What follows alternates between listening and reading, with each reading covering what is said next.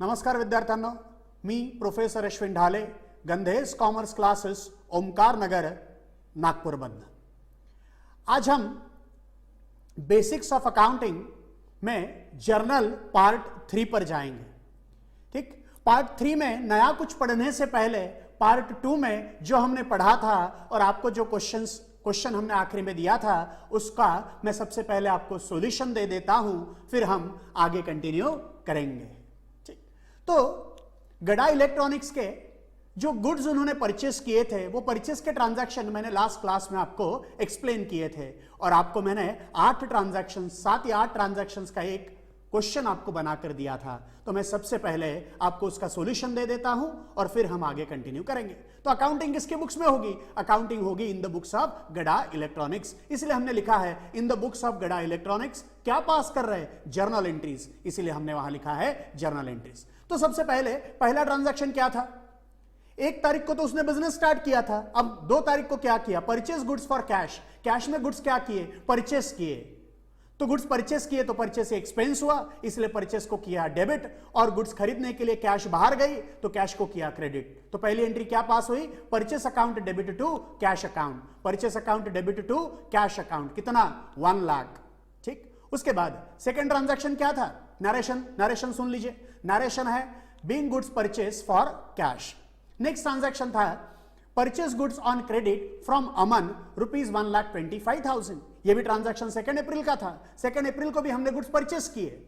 Goods purchase किए तो purchase expense है, इसलिए परचेस को किया डेबिट। लेकिन यहां अमन से गुड्स क्रेडिट पर खरीदे हैं, मतलब अमन को अभी पैसा नहीं दिया, अमन को हम फ्यूचर में पैसा देंगे, फ्यूचर में पैसा अमन को देना पड़ेगा। तो अमन अकाउंट ये पर्सनल अकाउंट है। पर्सनल अकाउंट का सेकंड रूल कहता है debit from home money is receivable and credit to home money is payable. तो मुझे अमन को पैसा देना है, इसलिए मैंने अमन को किया क्रेडिट। तो नरेशन आएगा being goods purchase on credit. ठीक, उसके बाद थर्ड ट्रांजैक्शन, मतलब 3 अप्रैल का transaction, purchase goods and paid by cheque 30,000। मतलब हमने गुड्स परचेस किए मतलब परचेस एक्सपेंस हुआ, इसलिए परचेस अकाउंट को होगा डेबिट, परचेस अकाउंट को होगा डेबिट। और लेकिन पेमेंट हमने कैश में नहीं किया, चेक से पे किया, इसलिए बैंक को होगा क्रेडिट। तो एंट्री क्या होगी? एंट्री होगी purchase account debit to bank account, amount 30,000। Narration लिखेंगे being goods purchase and payment made through cheque. उसके बाद नेक्स्ट दिया है परचेस गुड्स फ्रॉम संजय 40,000। अब संजय से गुड्स खरीदे लेकिन कैश में खरीदे या क्रेडिट पे खरीदे, कुछ भी नहीं दिया। संजय से गुड्स खरीदे लेकिन कैश में खरीदे या क्रेडिट पर खरीदे, ऐसा कुछ भी नहीं दिया। तो ऐसे समय यह माना जाता है कि आपने संजय से गुड्स क्या किए? क्रेडिट पर परचेस किए, मतलब ये क्रेडिट ट्रांजैक्शन हो गया। जब ऑन कैश या ऑन क्रेडिट नहीं दिया जाता है लेकिन पार्टी का नाम दिया जाता है तो उस ट्रांजैक्शन को क्रेडिट ट्रांजैक्शन कहा जाता है। तो मतलब ट्रांजैक्शन हुआ क्रेडिट पर गुड्स परचेस करने का। तो एंट्री क्या होगी? Purchase account debit to Sanjay account, purchase account debit to Sanjay account, amount कितना? 40,000। नरेशन आएगा being goods purchase on credit.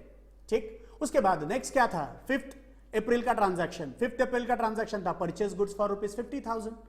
अब गुड्स परचेस किया 50,000 में, पार्टी का नाम दिया है क्या? नहीं दिया है, इसका मतलब कैश में परचेस किया। गुड्स परचेस किया तो परचेस को होगा डेबिट और कैश को होगा क्रेडिट, परचेस को होगा डेबिट और कैश को होगा क्रेडिट। तो purchase account debit to cash account being goods purchase for cash, amount कितना? 50,000। ठीक, उसके बाद नेक्स्ट क्या दिया है? Purchase goods from Rajendra for cash. अब देखो ट्रांजैक्शन नंबर 4 और ट्रांजैक्शन नंबर 6 में फर्क क्या है? वहां संजय लिखकर रुक गए थे, लेकिन यहां लिखा है from Sanjay for cash. Sanjay से खरीदा लेकिन कैश में खरीदा, मतलब बच्चों ये कैश ट्रांजैक्शन हुआ। ये क्या हुआ? कैश परचेस हुआ। तो एंट्री क्या होगी? Simple regular entry, purchase account debit to cash account, purchase account debit to cash account. तो एंट्री होगी purchase account debit to cash account being goods purchase from Rajendra for cash. उसके बाद next था purchase goods from Sunanda and amount paid by cheque. Sunanda से goods क्या किए? Purchase किए लेकिन पेमेंट भी क्या किया? तुरंत कर दिया, लेकिन चेक से किया। तुरंत कर दिया मतलब कैश में खरीदा, लेकिन पेमेंट करने का मोड क्या हुआ? चेक से पेमेंट किया। परचेस किया, परचेस एक्सपेंस है इसलिए परचेस को डेबिट, पेमेंट चेक से किया इसलिए बैंक को क्रेडिट, इसलिए एंट्री क्या बनी? Purchase account debit to bank account, purchase account debit to bank account. Narration आएगा being goods purchase from Sunanda and payment was made through cheque. ठीक है बच्चों, ये आपको परचेस के ट्रांजैक्शन का मैंने सॉल्यूशन दे दिया है। ठीक, देखो स्टूडेंट्स, अब कस्टमर आ गए। अब कस्टमर को क्या करेंगे? कस्टमर को हम गुड्स सेल करेंगे, कस्टमर को गुड्स सेल करेंगे। तो बच्चों आज हम नया क्या पढ़ने वाले हैं? आज हम नया पढ़ने वाले हैं गुड्स सोल्ड के ट्रांजैक्शन, गुड्स सोल्ड के ट्रांजैक्शन। तो देखिए हमारा बिजनेस है गड़ा इलेक्ट्रॉनिक्स। अब गड़ा इलेक्ट्रॉनिक्स में कस्टमर आए, अब कस्टमर को क्या किए? गुड्स सेल किए। अब गुड्स कैश में सेल किए। अब जैसे परचेस कैश और क्रेडिट में होता है वैसा सेल भी कैश और क्रेडिट में होगा।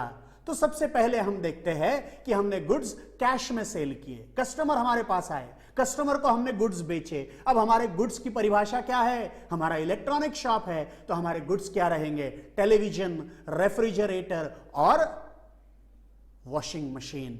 तो हमने क्या किया? कस्टमर को गुड्स सेल किए। अब कैश में बेचे हैं, कैश में बेचे हैं तो हमें कैश मिलेगी, हमें कैश मिलेगी।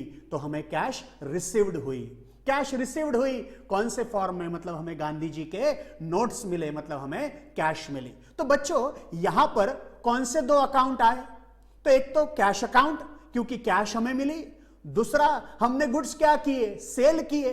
गुड्स क्या किए? सेल किए। जब गुड्स परचेस करते थे तो परचेस अकाउंट लेते थे। अब हमने गुड्स सेल किए तो सेल अकाउंट लिया जाएगा।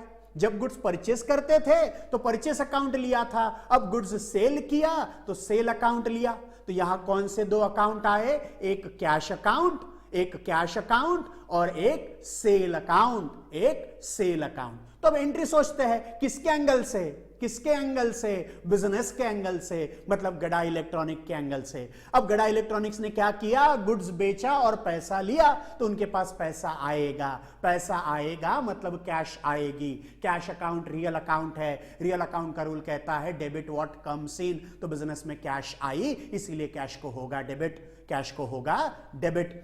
गुड्स सेल किए, कैश किस लिए आई? गुड्स बेचने की वजह से आई, तो सेल हुआ। सेल ये इनकम है। परचेस को यदि एक्सपेंस ट्रीट किया तो सेल को इनकम ट्रीट करना पड़ेगा। तो सेल ये हमारा इनकम है। इनकम है मतलब वो नॉमिनल अकाउंट हुआ। नॉमिनल अकाउंट का रूल कहता है debit all expenses and losses, credit all income and gains. तो सेल ये हमारा इनकम है, इसीलिए हमने सेल को क्रेडिट किया। तो एंट्री क्या हुई? Cash account debit to sale account, debit amount credit amount. Narration क्या लिखेंगे? नरेशन लिखेंगे being goods sold for cash, being goods sold for cash. ठीक है। अब नेक्स्ट कस्टमर आए। कस्टमर मतलब कौन? जिनको गुड्स बेचेंगे। तो अब हम देखेंगे गुड्स सोल्ड, और अब हमें अमाउंट मिल रही है किस में? चेक में, मतलब या बैंक के थ्रू अमाउंट मिल रही है। तो हमारा बिजनेस क्या है? गड़ा इलेक्ट्रॉनिक्स। गड़ा इलेक्ट्रॉनिक्स ने क्या किया? कस्टमर को गुड्स बेचा, फॉर कैश में ही बेचा, लेकिन पेमेंट सिर्फ अदर देन कैश मिला, मतलब बैंक के थ्रू मिला। तो हमने कस्टमर को गुड्स दिए और कस्टमर से गुड्स में क्या देंगे? सर इलेक्ट्रॉनिक्स की दुकान है, इलेक्ट्रॉनिक्स की दुकान है तो हम उनको टीवी बेचेंगे, हम उनको रेफ्रिजरेटर बेचेंगे, हम उनको वॉशिंग मशीन बेचेंगे और इलेक्ट्रॉनिक आइटम्स बेचेंगे और पैसा मिलेगा। लेकिन यहां जो पैसा हमें मिला है वो गांधी जी वाले नोट नहीं मिले, मतलब हमें कैश नहीं मिली, हमें चेक से पेमेंट मिला, या हमें गूगल पे से पेमेंट मिला, या हमें गूगल पे से पैसा मिला, या हमें पेटीएम से पैसा मिला, या फोन पे से पैसा मिला। ठीक है। अब यहां कौन से अकाउंट आएंगे? अब यहां कैश तो नहीं मिली, बैंक के थ्रू मिला, तो एक अकाउंट आएगा बैंक, एक अकाउंट आएगा बैंक। दूसरा हमने गुड्स सेल तो किया है ना, गुड्स सोल्ड किया है, सेल किया है, तो दूसरा अकाउंट सेल आएगा। अब पैसा मिला लेकिन बैंक के फॉर्म में मिला, तो पैसा कहां जमा हुआ? बैंक में जमा हुआ। पैसा किसने रिसीव किया? बैंक ने रिसीव किया, इसीलिए बैंक को होगा डेबिट, बैंक को होगा डेबिट। सेल का पैसा मिला ना, बैंक पे पैसा कौन सा जमा हुआ? सेल का पैसा जमा हुआ, मतलब सेल ये हमारा इनकम है, इसीलिए हम सेल को करेंगे क्रेडिट, सेल को करेंगे क्रेडिट। तो एंट्री क्या होगी? एंट्री होगी bank account debit to sale account. क्या एंट्री हुई? Bank account debit to sale account, debit amount credit amount. Narration लिखेंगे being goods sold and amount received through bank. बराबर। चेक से मिला होगा तो चेक लिखेंगे, गूगल पे से जो जिस बैंक के मोड से आपको मिलेगा वो हम वहां लिख देंगे। ठीक है। अब गुड्स हमने सेल किए, किसे? गुड्स किसे बेचेंगे? कस्टमर को बेचेंगे। बराबर। लेकिन अब हमने गुड्स उधारी में बेचे, उधारी में बेचे मतलब क्रेडिट पर बेचे, उधारी में बेचे मतलब क्रेडिट पर बेचे। कौन गुड्स बेचेगा, कौन गुड्स बेचेगा, गुड्स बेचेगा हमारा बिजनेस। बिजनेस कौन सा है, गड़ा इलेक्ट्रॉनिक्स। गड़ा इलेक्ट्रॉनिक्स है, इलेक्ट्रॉनिक्स है मतलब उनके गुड्स क्या रहेंगे सर, टेलीविजन रहेगा, रेफ्रिजरेटर रहेगा, वॉशिंग मशीन रहेगा। हमने क्या किए, कस्टमर को गुड्स बेचे, कस्टमर को गुड्स क्या किए, बेचे। लेकिन क्रेडिट पर बेचे, क्रेडिट पर बेचे तो कैश भी नहीं आएगा, बैंक के मोड भी नहीं आएगा। तो हमें पैसा कब मिलेगा, पैसा बाद में मिलेगा, पैसा बाद में मिलेगा, बराबर। तो यहां पैसा तो नहीं है, मतलब यहां कैश भी नहीं आएगा, बैंक भी नहीं आएगा, बराबर। कैश भी नहीं आएगा, बैंक भी नहीं आएगा। तो ऐसे समय उस पार्टी का नाम आएगा जिसको हमने गुड्स सेल किए, जिसको हमने गुड्स सेल किए, मतलब कस्टमर का नाम आएगा। किसका नाम आएगा, कस्टमर। तो एक अकाउंट आएगा कस्टमर का, एक अकाउंट आएगा कस्टमर का, और दूसरा अकाउंट आएगा सेल का। एक अकाउंट आएगा कस्टमर का, दूसरा अकाउंट आएगा सेल का। कस्टमर, कस्टमर ये पर्सन है, कस्टमर ये पर्सन है, तो यहां पर्सनल अकाउंट का रूल लगेगा। पर्सनल अकाउंट का सेकंड रूल क्या कहता है, पर्सनल अकाउंट का सेकंड रूल कहता है sir, debit from home money is receivable and credit to home money is payable. तो आज मैं मतलब गड़ा इलेक्ट्रॉनिक्स ये कहेगा कि हमने कस्टमर को गुड्स क्रेडिट पर बेचे, कस्टमर को गुड्स क्रेडिट पर बेचे, तो हमें फ्यूचर में कस्टमर से पैसा मिलेगा। तो जिस कस्टमर से आपको पैसा लेना है या जिसको आपने क्रेडिट पर बेचा है, उसका अकाउंट करेंगे डेबिट, उसका अकाउंट करेंगे डेबिट। तो इसीलिए पार्टी अकाउंट डेबिट मतलब कस्टमर अकाउंट डेबिट। सेल तो हुआ है, सेल हुआ है तो सेल ये इनकम है, सेल इनकम है तो सेल को करेंगे क्रेडिट। तो एंट्री क्या होगी, पार्टी अकाउंट डेबिट मतलब ही customer account debit to sale account. अब पार्टी मतलब कस्टमर, कस्टमर मतलब ऐसे लोग जिनको आप गुड्स क्रेडिट पर बेचते हो, कस्टमर मतलब ऐसे लोग जिनको आप क्रेडिट पर बेचते हो, उनको ही अकाउंटिंग टर्मिनोलॉजी में कहा जाता है डेटर्स। क्या कहा जाता है, डेटर्स। बच्चों उसमें से बी क्या है, साइलेंट है, बी क्या है, साइलेंट है, बराबर। तो उसको डेप्टर नहीं पढ़ेंगे, उसे पढ़ेंगे डेटर्स। डेटर्स मतलब कौन, डेटर्स मतलब ऐसे लोग जिनको हमने क्या किया, हमने मतलब क्या, बिजनेस ने क्या किया, गुड्स उधारी में बेचा, बराबर। तो गुड्स सेल ये कैश में भी किया जाता है और क्रेडिट पर भी किया जाता है, बराबर। तो बच्चों आज हमने क्या पढ़ा, आज हमने पढ़ा transactions related to sale of goods.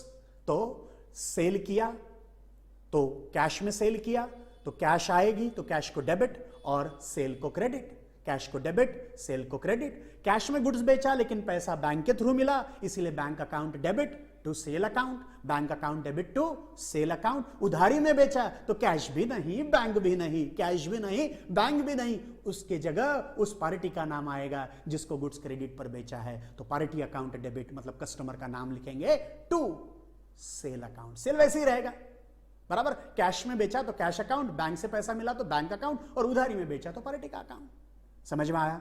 I hope आपको ये ट्रांजैक्शन समझ में आया होंगे। अब इसके ऊपर एक आपको असाइनमेंट दिया जाएगा, तो ये आपको असाइनमेंट दिया गया है कुछ ट्रांजैक्शंस का, तो आप ये ट्रांजैक्शन को सॉल्व करेंगे।